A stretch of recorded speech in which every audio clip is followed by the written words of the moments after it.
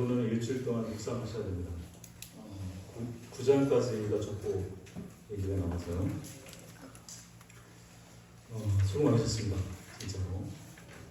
다이어트만 한숨 쉬네. 무슨 얘기를 해야 될까요? 오늘 말씀의 제목을 한번 읽어볼까요? 안쪽에 오늘 설교 주제 시작. 우리는 약속의 자손이다. 네, 약속의 자손을 써놨군요. 제 책은 언약 자손이라고 되어 있거든요. 약속과 언약의 차이점을 혹시 아십니까? 생각해 본 적이 없다입니까?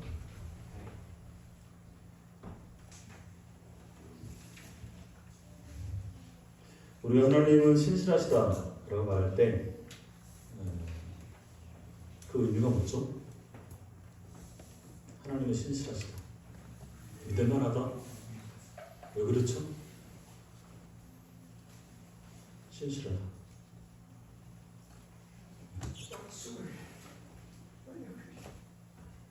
약속을 언약을 지키십니다.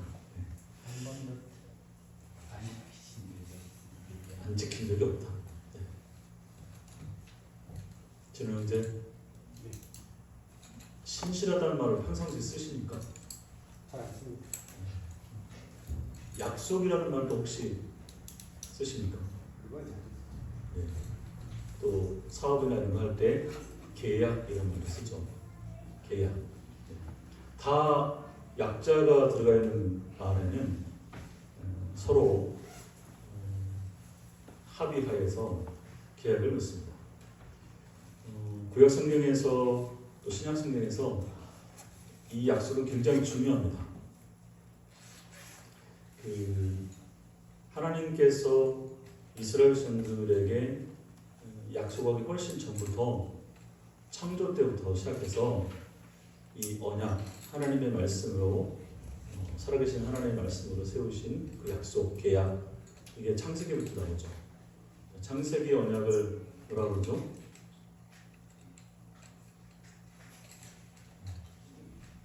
여러분들이 그럼 생각나는 언약 다이가 한번 해보세요. 언약. 그동안에 들어왔던 언약에 대해서.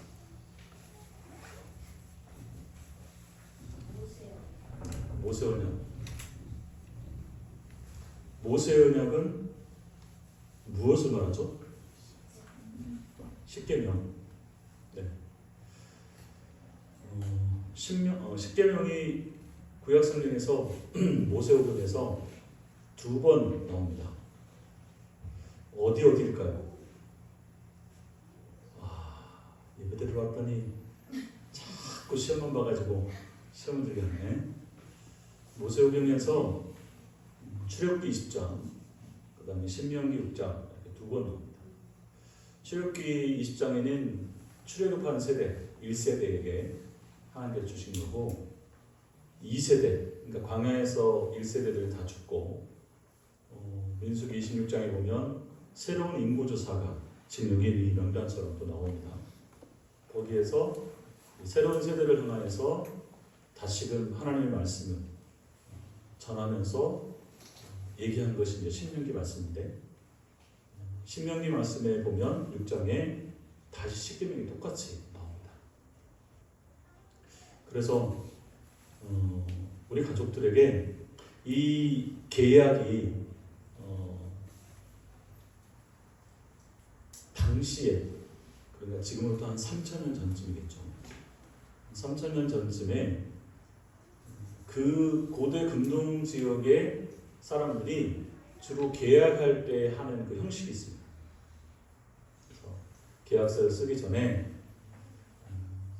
우리가 누구인지, 그리고 우리 사이에 왜 이러한 계약을 맺게 되었는지, 그러면서 우리가 앞으로 지켜야 될 규례가 무엇인지 그것을 쓰고 나서 그것을 공표하고 앞으로 이 계약을 계속 이 계약문을 낭독하면서 상기하고 그것을 지키나 안 지키나 우리가 확인하자, 이렇게 하면서 잘 지키면 우리가 이 관계가 잘 유지가 되지만 이 잘 못 지키면 언제든지 이 계약을 파기하고 그거에 따른 응분한 대가를 치르게 될 것이다. 이런 형태가 고대 운동에서 국가 간의 또 개인 간의 어떤 식민지, 그러니까 종주권이라고 합니다. 종과 주인의 그런 관계를 맺는, 우리가 이제 그 한일 병합, 강제 병합 했을 때도 그런 제약을 맺었죠. 그렇게 해서 국가 간의 또는 어떤 개인 간의 그 관계를 형성하는 겁니다. 이제부터는 내가 너의 주인이고 너는 우리의 종이야, 너는 식민지야, 이렇게 이제 정하는 거죠. 그 형태를 그대로 이 십계명에 갖고 들어왔어요. 그래서 그 십계명은 하나님과 우리 사이에 맺어진 그런 약속입니다. 그 약속을 한 가지만 한번 얘기해 보면,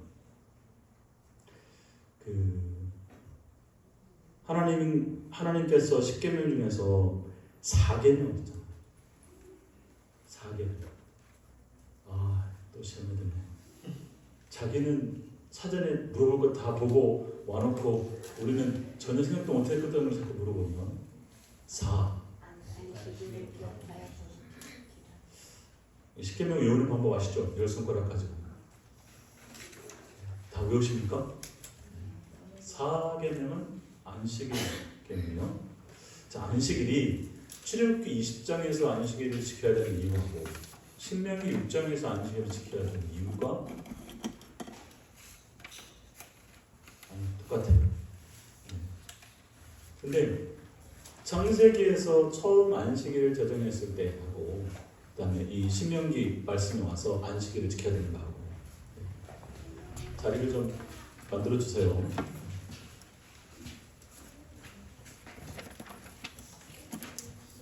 자, 제일 첫 번째 안식일을 지켜야 되는 이유, 그건 뭐였을까요? 하나님께서 6일 동안 창조하시고 겁나게 힘드니까 쉰 거예요. 예, 우리가 자꾸 그렇게 생각을 하는데 이게 아닙니다. 그래서 차라리 그 쉼이라고 하는 단어를 누림이라고 하는 번역으로 하는 게 맞습니다. 하나님께 누리셨다. 지으신 모든 것들이 보시기에 쉼이 좋아서 그것을 보면서 감탄하면서 누렸다라고 하는 표현이 맞습니다. 그래서 우리가 그런 이유로 결국 하나님의 창조의 목적은 우리 모두가 그분 안에서 참된 평화, 안식, 그 좋음을 지음받은 그대로를 누리는 거예요. 그게 그분 안에서 누리는 안식이라고 표현하는 거죠. 그 창조의 목적이에요. 우리 모두는 하나님 만드신 이 모든 것들을 제대로 그 안에서 누리면서 바라보면서 살면서 살리면서 관리하면서 그렇게 살아가라. 사람은 사람답게 모든 피조물은 피조물답게 그렇게 살아가는 거. 그게 이제 안식의 이유입니다. 이거를 지금으로 치면 일주일마다 저희가 상기하면서 계속 우리가 이 모든 것들이 하나님께서 주신 거야. 하나님께서 우리를 지으셨어. 이것을 계속 기억하게 하는 겁니다. 그러면 또다시 질문해 볼게요. 재밌게. 일주일의 시작이, 창조는 첫 시작이 일요일부터예요? 월요일부터예요? 일요일. 그때 당시에는 일요일이 없었지만 뒤에 생겼죠. 근데 첫째 날로 나오잖아요. 그 첫날을 지금 우리가 일주일로 치면 일요일이에요? 월요일이에요? 그럼 봅시다. 월, 화, 수, 목, 금, 토, 일. 그럼 지금 안식일을 안식교 사람들은 몇 요일을 지켜요? 유대인들은 몇 요일 지켜요? 토요일 지키잖아요. 주일부터 가야 되죠. 일요일부터 가야 되죠. 일요일이 첫날입니다. 그날이 창조의 시작입니다. 날이죠.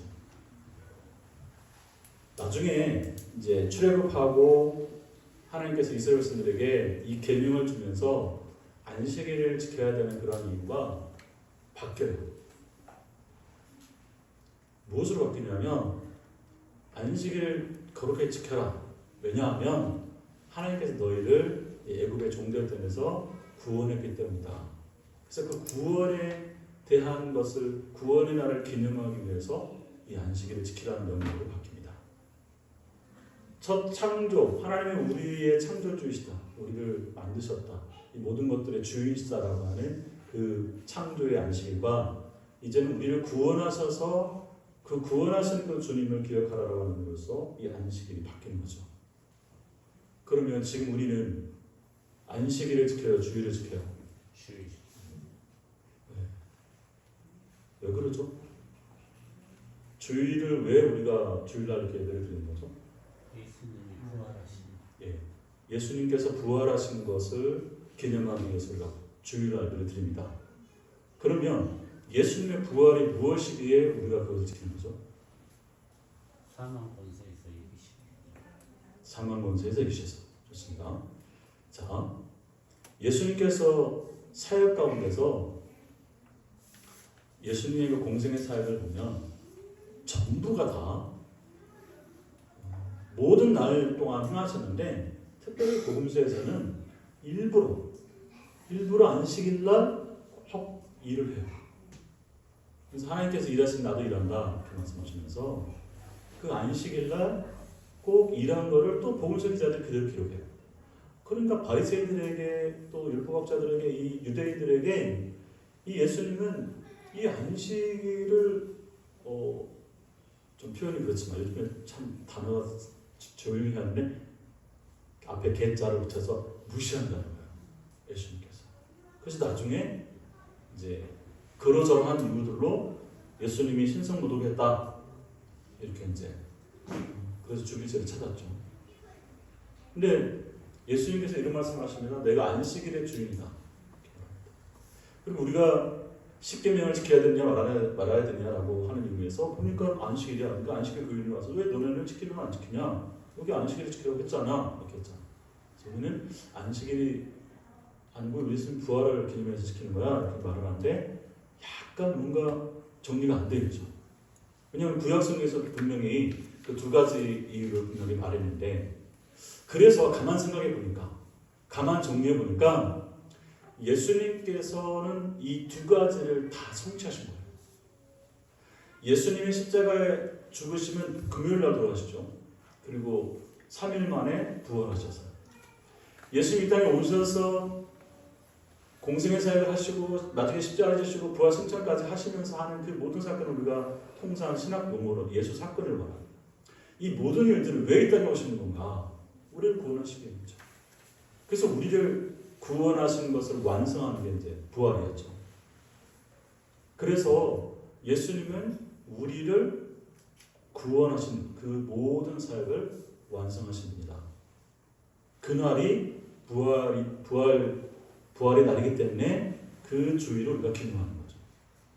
그런데 여러분 이런 말씀 들어보셨죠? 이런 얘기 들어보셨죠? 뭐냐면 우리가 구원을 받고 우리가 구원을 받았다, 의롭게 되었다라고 하는 말을 굉장히 다양한 말로 성경에서 표현합니다. 그 중에 한 가지가 뭐냐면 거듭났다. 들어보셨죠? 안 들어봤습니까? 우리 다 처음 듣는 것처럼 그래요, 표정이.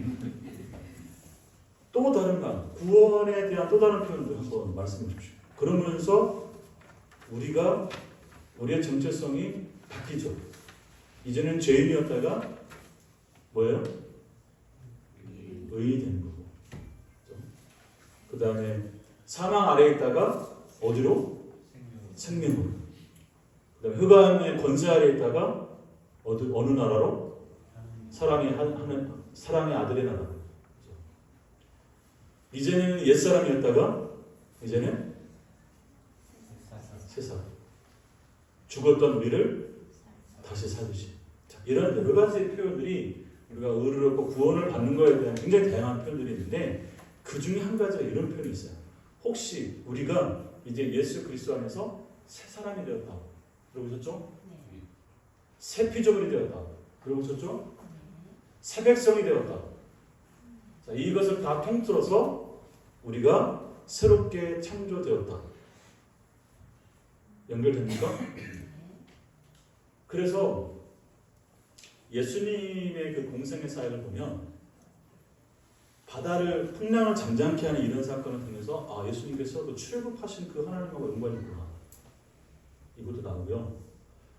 그 예수님의 사역 중에서 예수님께서 그 소경의 눈을 뜨게 하는 장면에서 침을 칵 뱉는 적이 있는데 뱉어서 땅에 있는 흙을 이겨가지고 눈에다 이렇게 발라요. 그래서 그 사람 눈을 뜨게 하잖아요. 그러니까 이 행위는 마치 창세기에서 흙으로 사람을 빚어내는 것과 같은 그 표현을 말하는 거예요. 그러면서 거기에서 어떤 예수님을 말하냐면 새 창조의 주라고 하는 표현을 씁니다. 새롭게 창조하신다.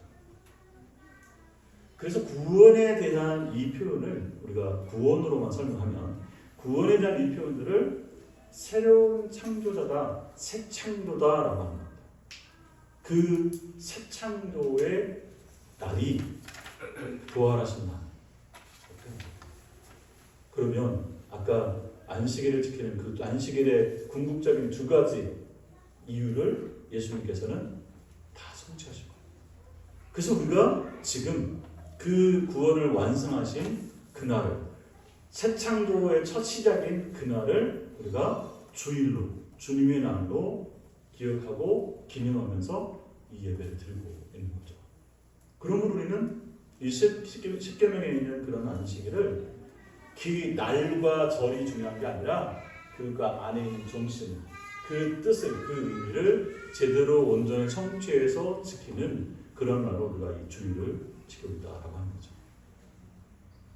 자, 그런데 이런 모든 일들을 이미 하나님께서 창조 때부터 인간이 하나님을 떠나고 인간이 하나님을 배반하고 인간이 하나님을 거역하면서부터 당신이 지으셨기 때문에, 당신의 피조물이기 때문에 우리를 너무나 사랑하셔서 이들을 그냥 내버려 두지 아니하시고 끝까지 이들을 구원하시기 위해서 하나님께서 우리를 향해서 일방적으로 약속을 하십니다. 내가 너희를 끝까지 구원할 거야. 끝까지 살릴 거야. 끝까지 회복시킬 거야 라고 하는 그 약속을 하신 거예요. 그게 창조의 제일 첫 번째 창조 언약으로 말합니다. 여자의 후손이 나오죠. 창조의 3장 15절인가요? 그 부분에서 제일 처음으로 여자의 후손이 뱀의 뒤꿈치를 물면서 우리를 구원하신다라고 하는 그러한 약속을 하셔요. 하나님께서. 이제 범죄한 아담에게 옷을 헤입힌 사건도 역시 그러한 예수님의 구원에 대한 상징적 표현으로 저희가 해석을 하기도 합니다. 네, 중요한 것은 일단 거기에 있는 창조의 언약, 그 다음에 두 번째로 나온 언약이 뭘까요? 박동석 집사님. 노아. 예. 아브라함 사건이 먼저입니까? 노아 사건이 먼저입니까? 바벨탑 사건이 먼저입니까? 노아 사건이 먼저입니까? 바벨탑이 먼저예요? 바벨탑 사건이 먼저예요? 노아의 홍수가 먼저예요?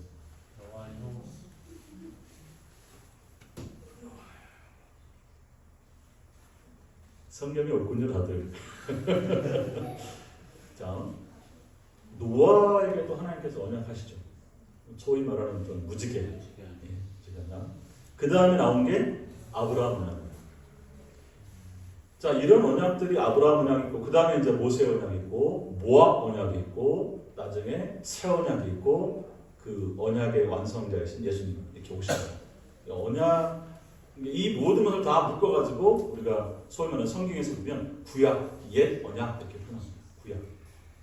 그리고 예수님 오신 이후로는 이제는 신약, 새 언약 이렇게 표현하죠. 그것을 다 완성하시는. 그래서 이 언약의 관점으로 하는데 문제는 이 모든 언약들을 잘 살펴보면 그 계약을 당시의 그 주변의 나라들에서 계약을 깨면 그냥 파기되는 거예요. 계약이 깨지면 이게 끝나는 거예요. 그래서 계약을 맺으면서 내가 너희들을 지키고 너희가 일정한 조공만 마치고 하면 방황하는 영혼이 오면 빨리 옆으로 인도하십시오. 너희가 계약을 깨면 계약을 잘 지키면 내가 너희를 지키고 보호하고 조공만 잘 내면 이 관계를 잘 유지해 갈 거다라고 하는데 그걸 깨면 뭐예요? 그런 모든 것을 다 파기시켜 버리는 거예요. 그래서 증멸하든지 다시금 이렇게 멸망시켜든지 하는 이런 쪽으로 가버리게 되는 거죠. 그런데 하나님과 우리 사이에도 똑같이 그런 계약을 맺었는데, 그래서 만약에 그렇게 지키지 않으면 우리도 죽을 수밖에 없는데, 하나님은 돌아다니지 말고 자리에 앉아요.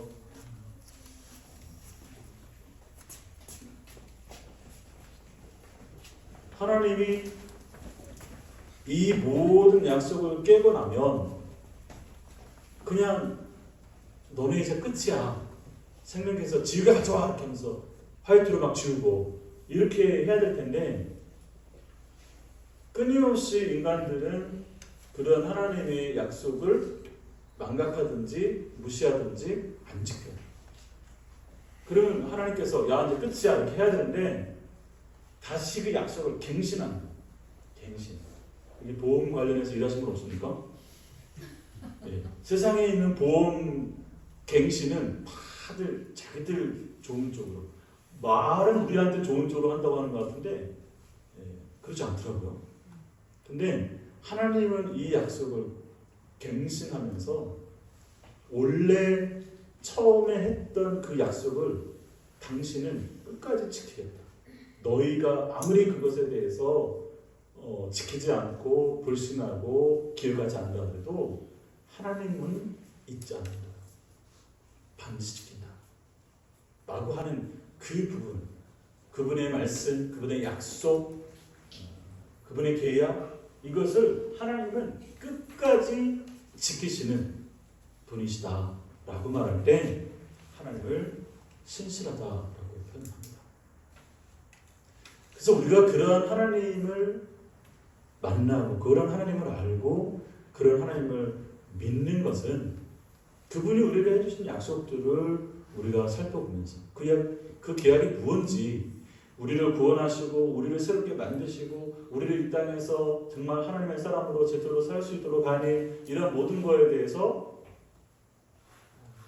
확인해 보면 하나님의 신실하심을 여러분 확인하는 거죠. 자, 이스라엘이 그런 하나님의 약속에도 불구하고 나중에 다윗 언약도 있어요. 다윗에게 했던 그런 약속을 통해서 나라가 부강하게 되었어요. 그런데 다윗의 아들 솔로몬부터 무너지기 시작하죠. 나라가 또 둘로 또 나눕니다. 솔로몬 이후에. 그리고 남북 유다가 서로 경쟁하듯 하나님의 약속을 파기하고 하나님의 그 계명들을 지키지 않고 자기들의 소견에 오른 대로 사사기의 제2탄 그렇게 살아갑니다. 또 어떻게 됩니까? 북쪽 이스라엘은 721년, 남쪽 유다는 몇 년도에 망했을까요? 기원전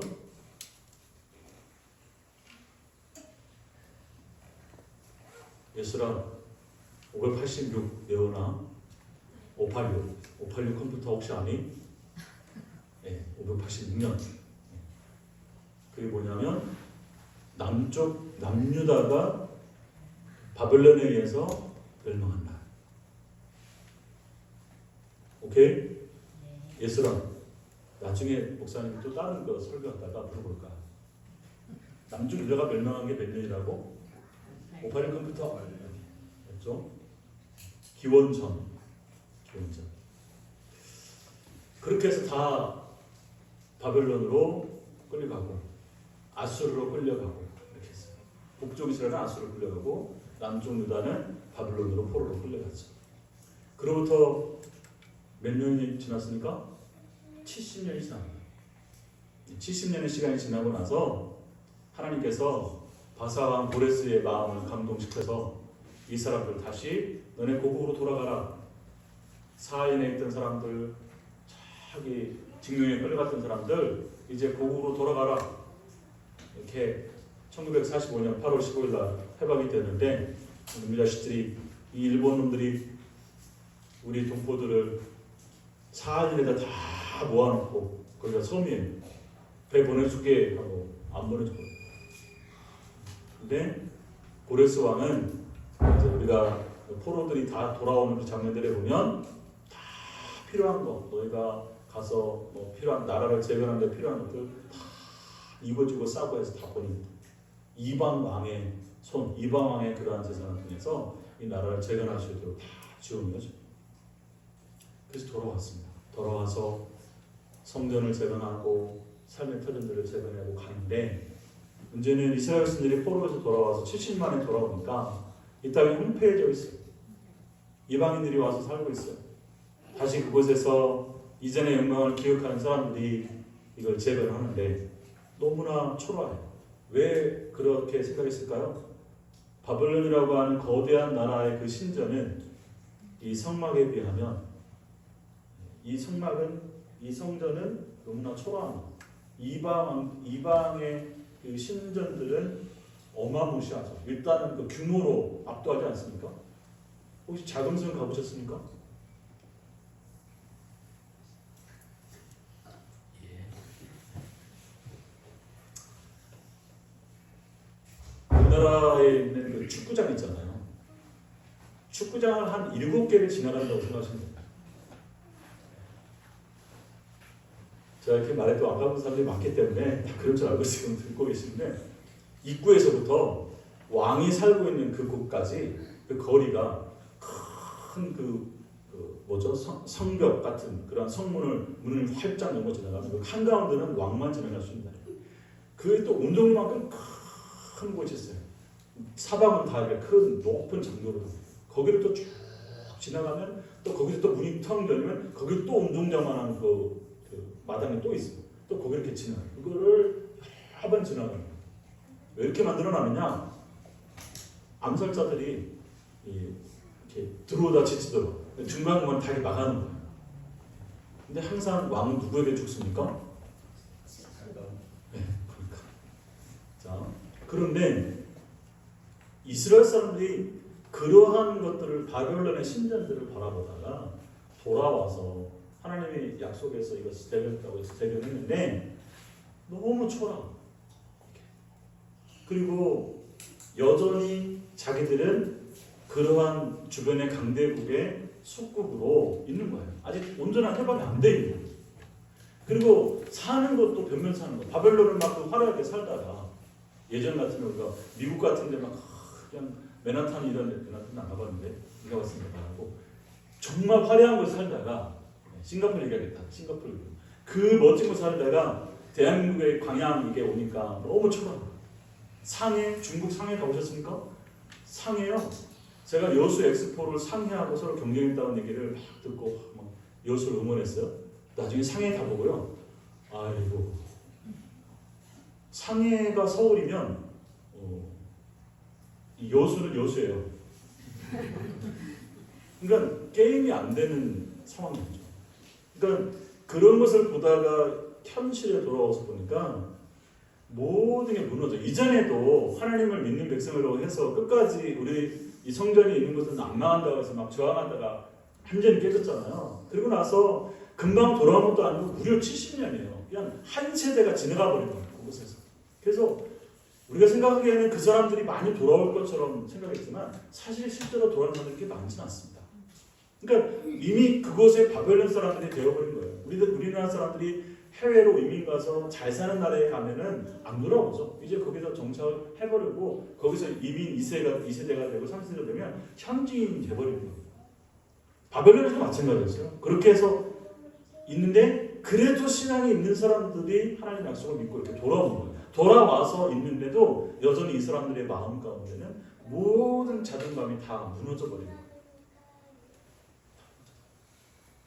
현실은 아무나 야, 우리 대체 뭐냐? 우리의 이 모습이 어떻게 이런 상황에서 우리가 살아가냐? 현재 대한민국에서 우리 기독교가 완전히 바닥에 내패대기 쳐져 버렸잖아요. 그 우리의 그 기독교에 대한 권위가 실추돼 버렸어요. 땅이 떨어졌어요. 여러분 어디 가서 뭐 교회 다닌다고 여러분들이 아는 사람한테는 말하지 모르는 사람한테 그 얘기 할 수 있습니까? 딱 얘기하면 대뜸 어떤 사람 얘기하면서 야 너 그 목사 아니야? 우리의 권위가 사실 지금 바벨론 포로에서 돌아온 사람들만큼 비슷한 지경에 가 있다. 물론 그분들은 우리보다 더 나라를 잃어버리고 다시 이제 되찾은 것이다. 해방 이후에 우리가 또 한국 전쟁 이후에 우리 민족이 가졌던 그러한 모습을 그대로 상상하시면 됩니다. 그런 상태에 있는 이들에게 이 역대기 사가가 다시금 어떻게 하면 이들의 자존감을 회복시켜주고 이들의 정체성을 다시금 되찾아주고 이들이 다시금 소망 가운데 소망을 가지고 이 현실을 타개하면서 다시금 그 하나님의 나라를 소망하는 가운데 거룩한 백성으로 살아가게 할 수 있을까? 그렇게 하기 위해서 취한 방법이 역사를 효과하는 겁니다. 그래서 역사를 배우는 것을 통해서 자신들의 정체성, 너희가 누구냐? 너네가 어떻게 여기까지 오게 되었느냐? 이것들을 상기시켜줘요. 그게 역대기 책입니다. 그래서 이 책을 보면 떨어진 자존감, 실추된 그 권위, 잃어버린 꿈, 그리고 망각한 자신들의 정체성들을 되찾아내는 책, 그게 이 역대기입니다. 이스라엘에게는 하나님의 거룩한 선민으로서의 그런 정체성을 다시금 되찾아낼 것이고 그 약속을 상기시켜 줄 것이고, 그럼 오늘 우리에게는 어떤 것을 찾아드는가요? 우리도 하나님의 언약 백성이라는 사실, 언약의 자손이라는 사실, 우리가 그리스도인이라는 사실, 이러한 정체성, 우리 삶의 이유, 내용, 이런 것들을 되찾아주게 하는 책이 바로 이 역대기 말씀이다. 저는 지금 우리 대한민국의 재건은 여러 가지 많은 분야가 있겠지만 여러 가지 많은 분야에 대한 제자리로 돌아가는 그러한 일들이 필요하겠지만, 그래서 뭔가를 청산하고 개혁하고 바꾸고 해야 되겠지만, 그런 모든 것들을 세워가는 데는 반드시 가치관과 세계관에 대한 이 기준이 있어야 됩니다. 그 관이 필요합니다. 관. 그러니까 실제로 어떤 것들을 바꾸고 물리적으로 바꾸고 하는 이런 모든 것들을 함에 있어서도 지금 이 예배당을 이런 형태로 바꾸는데도 어떤 관을 가지고 한 거냐, 어떤 목적을 가지고 냐 하는 그것이 있어야 돼요. 그거 없이 그냥 좋은 대로 하는 게 아니에요. 이 나라를 재건하는 데 있어서도 그것을 재건할 때 저는 가장 중요한 게 이 국가관이죠. 국가관 안에 저는 그 국가관을 좌우하는 가장 핵심 요소 안에는 역사관이라고 하는 게 저는 중요하다고 봅니다. 역사관. 우리 그리스도인들에게 우리의 신앙을 전환하는 가장 중요한 관은 뭘까요? 그것은 구원관이에요. 구원관. 왜 그러느냐? 구원관은 내가 누군지를 알게 해줘요. 내가 어떤 사람이었고, 그리고 어떻게 지금 여기 이곳에 있게 되었고, 나는 무엇으로 살아가야 되며 나의 종말은 무엇인지, 이런 모든 것들을 우리가 구원을 받고 하나님을 알고 나면 알게 됩니다. 우리의 가치관도 바뀌고 세계관도 바뀌고 이 관이 나에 대한 정체성에 대해서 확인한다는 거예요. 그래서 새로운 삶을 새로운 창조로, 새 피조물로, 새 백성으로, 새 사람으로 내가 살아가게 만드는 게 이 구원관, 이 신앙이에요. 그럼 이 대한민국도 마찬가지죠. 우리가 어떻게 지금 이 대선을 치르게 되었으며, 어떻게 여기까지 오게 되었으며, 우리 사회의 이 혼돈과 혼란과 이 분열과 이 많은 갈등들은 대체 어디서부터 기인하느냐라고 하는 것들을 우리가 되짚어보면서 그 역사 가운데서 교훈도 찾고 우리가 누구인지를 제대로 찾아내는 작업, 이게 필요한 거죠. 왜곡되어져 있고 폄하되어져 있고 잘못 해석되어진 그런 역사를, 잘못 교육되어지고 있는, 잘못 정리되고 있는 그런 역사를, 그러한 사람들을 바꿔가기 위해서는 저는 역사를 다시 재교육, 재해석, 재정립해가야 된다라고 믿는 겁니다. 지금 이 나라를 혼란케 하는 그러한 역사관이 대체 뭐죠? 뉴라이트입니다. 그것도 우리 기독교계에서 주장하는 뉴라이트. 다른 말은 뭘까요? 친일파입니다. 친일 역사관. 지금 있는 일본 사람들이 나쁜 게 아니라 과거에 그 군국주의의 그런 망령에 설득해 있는 사람들, 그리고 그것을 여전히 주장하고 있는 사람들, 이 사람들이 최근에 여러분들 언론에서 혹시 보셨는지 모르겠지만 그 사람들, 일본에 있는 사람들이 우리나라 사람들에게 장학생을 만들어서 후원하고 학생들 하면서 이렇게 자기들의 그 제국주의적인, 군국주의적인 그 모든 역사관들을 그대로 우리에게 친일했던 사람들에게 막 전파하고 가르치고 그렇게 세워내려고 하는 이런 작업들이 우리가 통상적으로 지금까지 이렇게 들어왔었어요. 그런데 최근에 지금 하나하나 밝혀진 게 뭐가 있냐면 우리나라에서 친일파의 그 후예들이 오히려 역으로 그쪽에 요청해서 이 역사, 뉴라이트의 역사를 정당화시키려고 하는 그런 행위들을 하고 있다. 이게 지금 최근에 밝혀지고 있는 내용입니다. 그죠? 그게 대체 뭐길래? 그래 봤더니 우리 아이들과 많은 이들이 이 뉴라이트 그 사상을 갖고 있는 사람들이 하는 행동들이 우리가 상상하는 것보다 더 심각합니다. 그런데 우리 아이들이 그런 역사에 관심이 있느냐? 도윤아, 역사에 관심이 있니? 경훈아 어디 가니? 태훈아 혹시 지금 중학교에서 세계사, 국사, 한국사 이런 거 혹시 배우니? 단문부터 시작해서 근현대사까지 왔을까? 아직.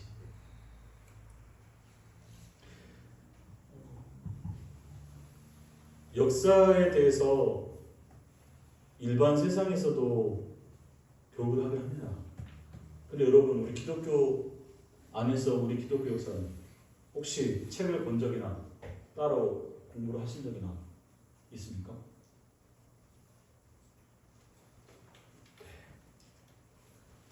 자, 제가 시계 여기 갖다 놨습니다. 이게 떨지 마세요. 임시차에 올라가시는 순간 제가 12시가 되는 줄 알고 있었습니다.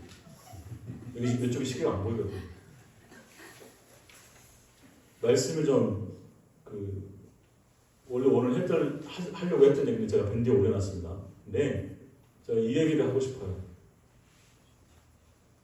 역대기를 우리가 이제 앞으로 묵상해 할 텐데 특별히 이 족보를 우리가 바라보면서 저는 우리 믿음의 가족들이 여기 있는 사람들 아는 사람 몇 사람 안 되죠.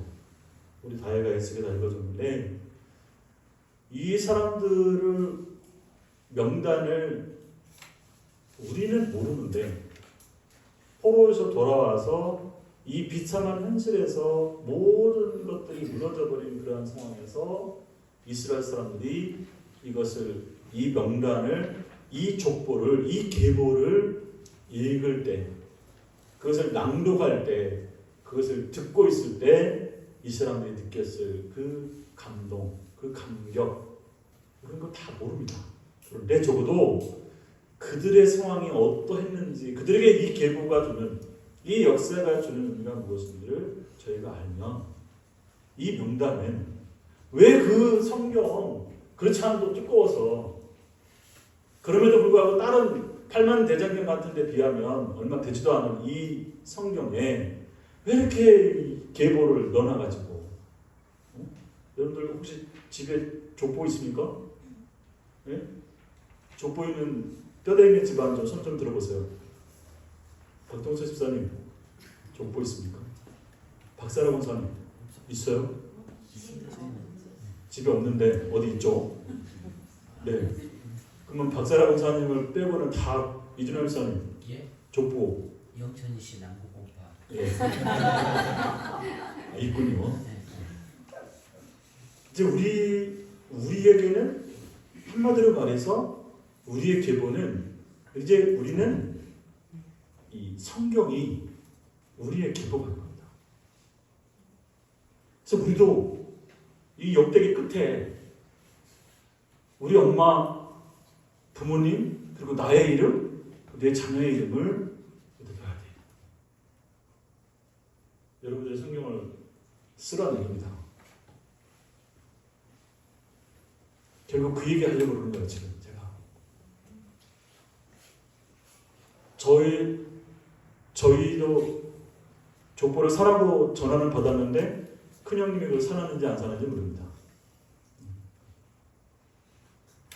우리의 계보는 예수님을 영접하고 난 이후에 우리가 하나님의 자녀가 된 이후에 우리는 이 언약 자손의 계보로 양자로 들여진 겁니다.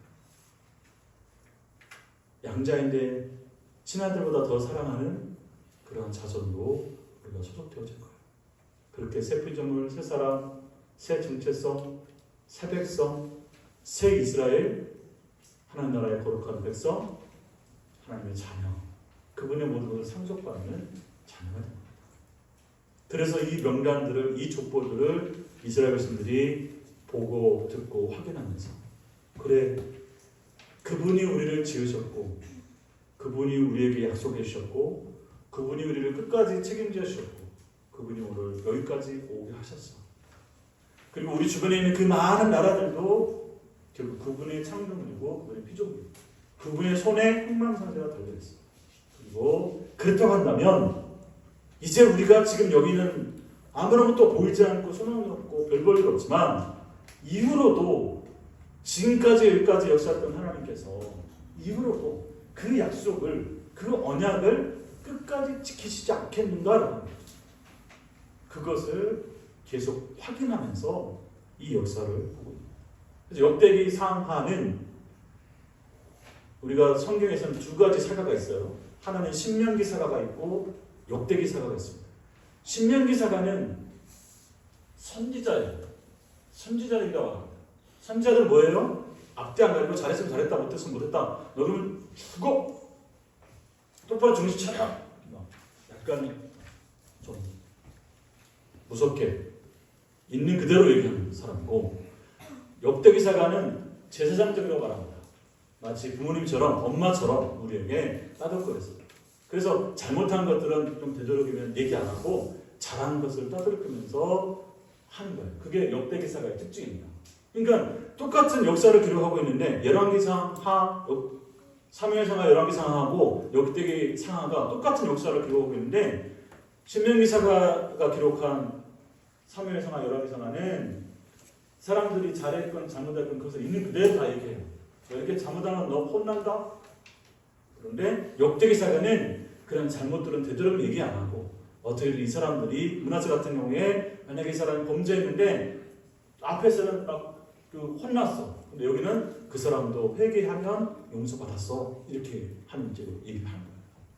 그래서 우리가 이 역대기를 읽으면 저는 지금 이 시기에 이제 내일 모레 대선이 있는 이 시기에 우리 대한민국에 특별히 우리 기독교인들에게 그리스도인들에게 이 역대기를 읽는다라고 하는 것은 우리 개인의 그러한 정체성과 이런 힘과 용기를 얻는 위로와 격려를 얻는 것도 있겠지만 우리 기독교 전체가 이것을 확인함으로 인해서 다시금 좀 회복되는 그러한 일들을 꿈꾸고 그러한 일들 다시금 기도하고 그러한 일들을 우리 모두가 경험할 수 있는, 그래서 그 일을 위해서 우리가 함께 기도할 수 있는 그런 계기가 되게 하는 게 이 역대기 묻습니다. 그래서 저는 우리 믿음의 가족들이 여러분들이 지금까지 어떻게 살아왔든지 결국에는 하나님이 우리를 다시금 불러서 다시금 이 기회를 주셔서 내가 누구인지를 알게 하고 우리가 그분의 자녀 안에서 그분의 언약 자손이라는 사실을 기억하면서 우리 하나님께 그 이름이 기억되고 기록되고 우리로 그 나라에 기여하는 자로 취급받아서 이제 우리 모두가 다 하나님의 언약 자손이다. 우리의 족보는 하늘에 있고 우리의 계보는 그분 안에 속해 있다. 이거를 확신하는 그런 계기가 될 수 있기를 바랍니다. 기도하겠습니다. 하나님 고맙습니다. 오늘도 우리 믿음의 가족들에게 역대기의 이 계보를 통해서 우리의 역사와 우리의 정체성과 우리의 소망을 다시 다시 한번 살펴보게 해주시니 감사합니다. 우리 사랑하는 가족들에게 내가 누구인지 우리 모두가 새 사람, 새 피조물, 새 백성, 새 이스라엘 된 그 놀라운 사실들을 확인하고 이제가 하나님의 보배로운 소유 거룩한 백성 제사장 나라라고 하는 사실을 기억하면서 우리의 삶의 모든 일들을 왕같은 제사장으로서 주님의 그 구속하심과 의롭게 하심에 힘입어서 그의 합당한 모습으로 반응하고 살고 나누고 섬기며 축복의 통로가 되는 그 귀한 일들을 잘 감당해 나가는 우리 모든 믿음의 가족에게 하여 주옵소서. 우리를 그 생명록에 주님의 그 계보에 주님의 그 역사 안에 함께 하실 수 있도록 인도해 주시니 감사합니다. 우리가 자격이 있어서 우리가 열심을 내어서 우리가 헌신하고 수고해서가 아니라 이 모든 일들이 하나님 놀라우신 사랑과 그 은혜로 말미암았다는 사실을 기억하며 날마다 우리 주님 앞에 그 놀라우신 은혜와 사랑의 주님 앞에 모든 것을 내려놓고 온전히 모든 믿음의 가족들이 그 주 안에 거하는 거룩한 주의 백성에게 하여 주옵소서. 우리를 사랑하실 때 끝까지 사랑하시는 지금도 우리와 함께 해주시는 보혜사 성령님을 통하여서 우리 자신과 우리 주님과 이 세상을 제대로 분별하고 해석하고 이해하고 알아갈 수 있도록 지혜를 주시는 성령님의 역사가 우리 모든 믿음의 가족들에게 충만하게 임할 수 있도록 인도하여 주옵소서. 오늘도 함께 예배드리면서 몸과 마음과 뜻과 정성을 다해서 주님을 예배합니다. 귀한 예물도 함께 주님 앞에 드립니다. 여기는 우리 모든 믿음의 가족들 한 사람 한 사람 주님 기억하여 주시고 이곳에 함께하지 못한 이들이나 또 우리와 같이 하나님을 예배하지 못하고 있는 아직 하나님을 알지 못하는 우리 믿음의 가족들에게 하나님 동일한 은총으로 덧입혀 주옵소서. 이번 한 주간 동안 이 나라에 있을 여러 가지 일들 속에 주여 불미한 일들이 발생하지 않도록 주여 도와주시고 다시금 정의와 평화가 공의가 제대로 흘러가는 세워지는 귀한 나라 될 수 있도록 역사하여 주옵소서.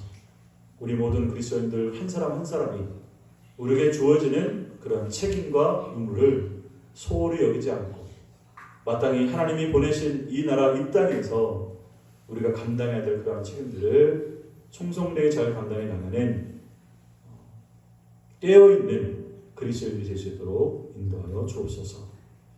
오늘도 모든 것을 통하여 주님 앞에 감사 영광 돌려드렸고 우리 구주 예수 그리스도의 이름으로 기도드립니다.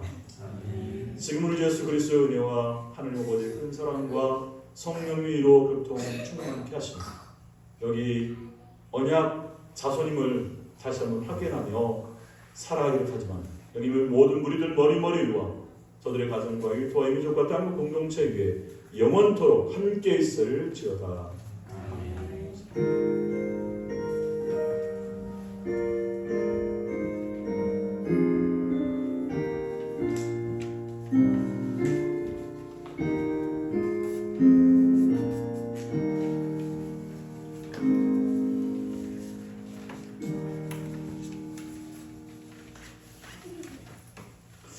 감사합니다.